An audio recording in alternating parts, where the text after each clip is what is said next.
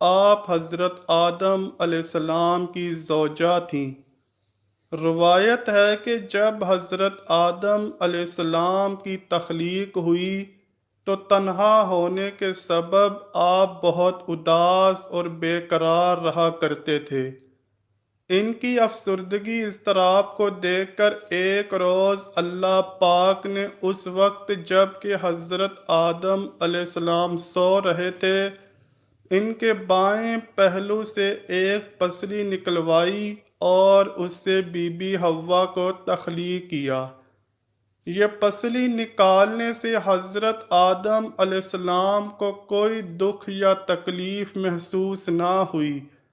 دکھ اور تکلیف نہ ہونے کا سبب علماء کی نگاہ میں یہ ہے کہ اگر ایسا ہونے میں حضرت آدم علیہ السلام کو کسی طرح کی ایذا پہنچتی تو ان کے دل میں بی بی حوا کے لیے ویسی محبت و اپنائیت پیدا نہ ہوتی جیسا کہ ہو گئی تھی۔ گویا میاں بیوی کے باہمی تعلق کو خوشگوار بنانے اور ان میں ہم آہنگی پیدا کرنے کے لیے مرد کو عورت کی تخلیق کا سبب بننے کے باوجود کسی طرح کی تکلیف سے محفوظ رکھا گیا۔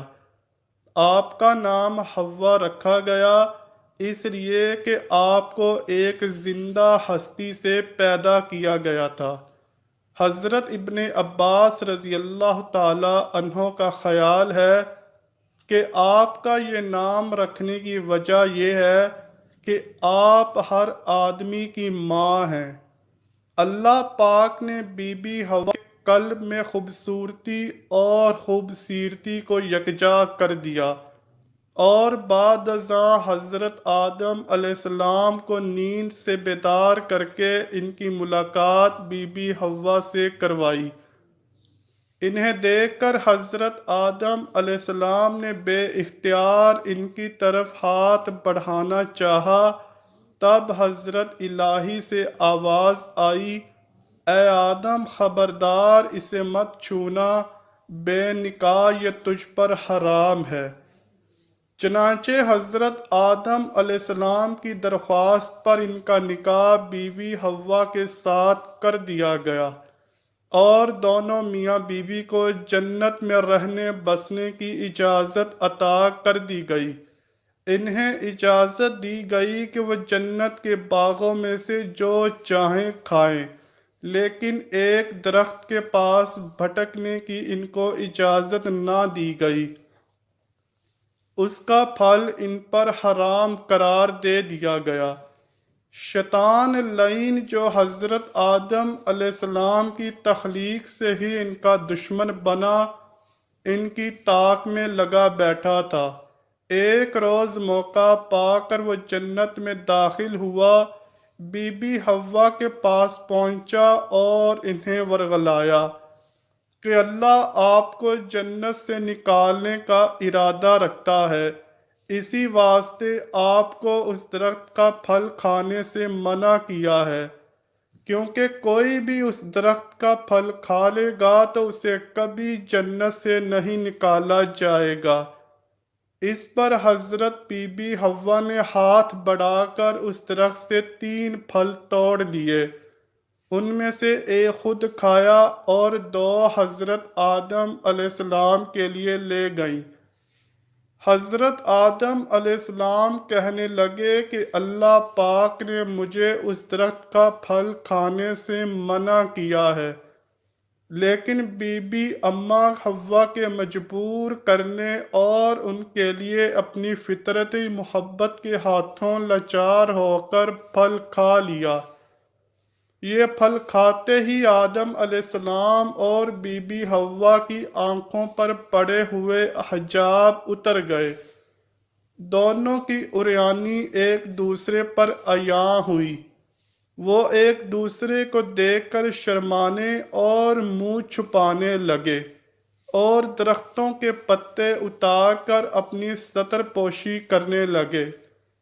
بہرحال جو ہونا تھا ہو چکا تھا، اس عمل پر حضرت آدم علیہ السلام اور بی بی حوا کو جنت سے نکال کر زمین پر اتار دیا گیا اور جدائی کی سزا دے دی گئی۔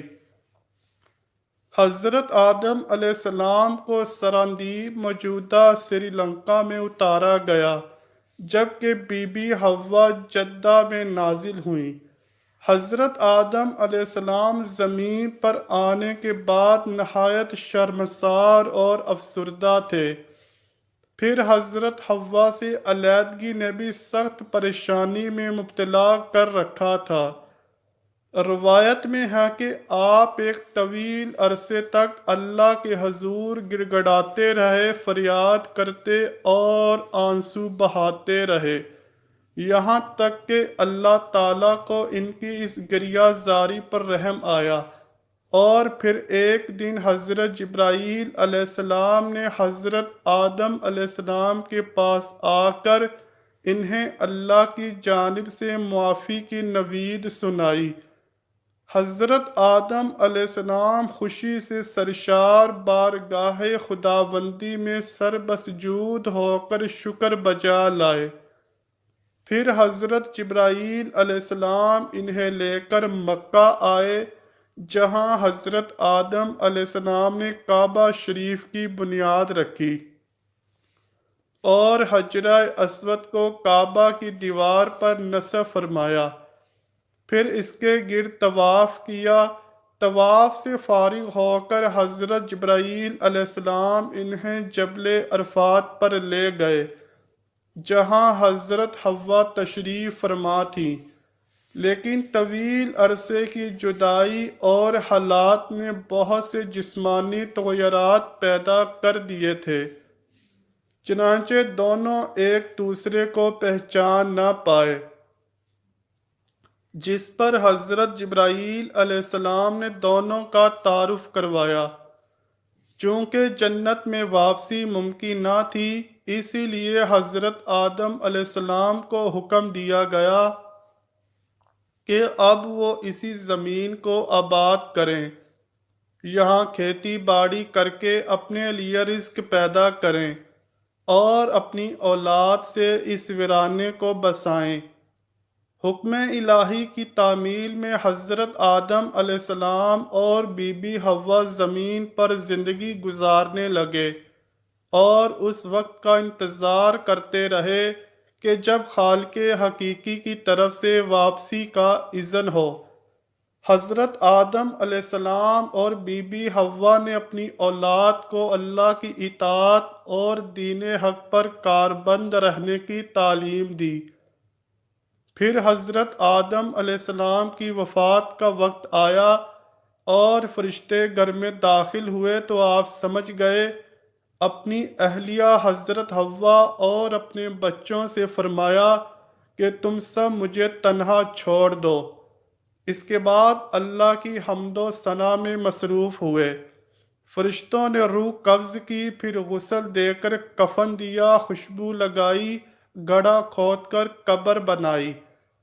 حضرت جبرائیل علیہ السلام نے ان کے بیٹے حضرت شیث علیہ السلام کو نماز جنازہ پڑھانے کا طریقہ بتایا اور آپ نے ہی نماز جنازہ پڑھائی۔ عام طور پر تاریخی کتب میں حضرت آدم علیہ السلام کی عمر مبارک 960 سال بیان کی گئی ہے۔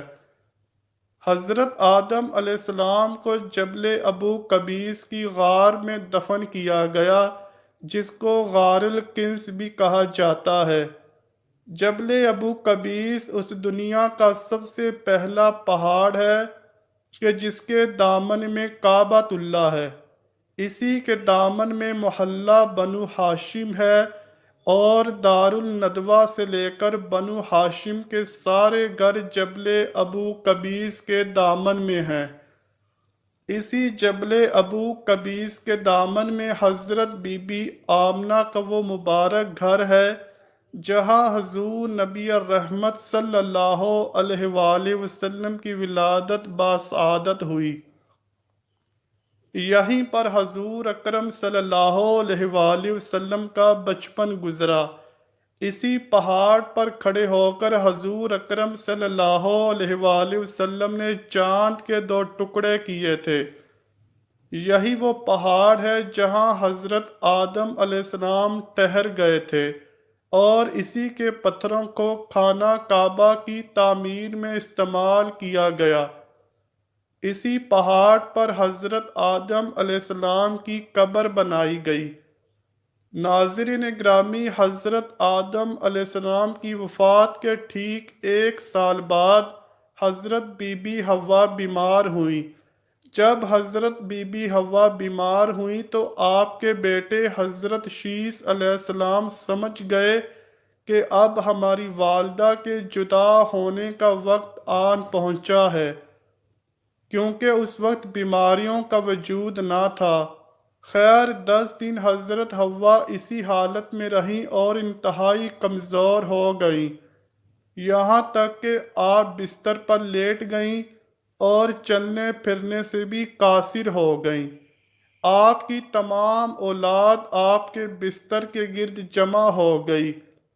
پھر حضرت حوا نے سب کو باہر نکال دیا، اور تبھی ملک الموت حاضر ہوئے، آپ کی روح اقدس قبض کی، اور آپ کو جنتی حوروں نے غسل دیا، اور آپ کا نماز جنازہ آپ کے بیٹے حضرت شیس علیہ السلام نے پڑھایا۔ جنازے کے بعد حضرت حوا کو حضرت آدم علیہ السلام کے پہلو میں جبل ابو قبیس میں ہی دفن کیا گیا۔ دعا ہے اللہ پاک ہم سب کو حضور نبی کریم صلی اللہ علیہ وآلہ وسلم اور اہل بیت کی سچی اور پکی محبت عطا فرمائے۔ ہم سب کو اپنے پیارے حبیب نبی کریم صلی اللہ علیہ وآلہ وسلم کی سنت پر اپنی زندگی گزارنے کی توفیق عطا فرمائے۔ کمنٹ سیکشن میں آمین ضرور لکھیے گا۔ امید کرتا ہوں کہ آپ کو ویڈیو پسند آئی ہوگی۔ اگر ویڈیو پسند آئی ہے تو